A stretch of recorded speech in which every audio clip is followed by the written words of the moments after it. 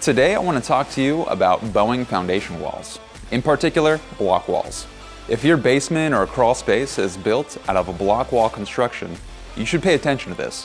When a foundation wall is surrounded by water, the hydrostatic pressure or water pressure is built up and pushes against the wall. This pressure can literally break a block wall over time. Typically, your first sign might be a very tiny or very narrow horizontal crack in your wall that you might just be able to stick a business card in. Now, this crack can appear bigger or smaller depending on the weather conditions it's currently in. If it's raining for a period of time, that crack may open up even further. And then if it's dry, it may close up. When it closes back up, it can give you a false sense of confidence. But much like a paperclip, when you bend it a few times, it will ultimately snap and break. That's what can happen with your foundation walls if left unattended. Obviously, you don't ever want to let your foundation wall get to this point of total collapse.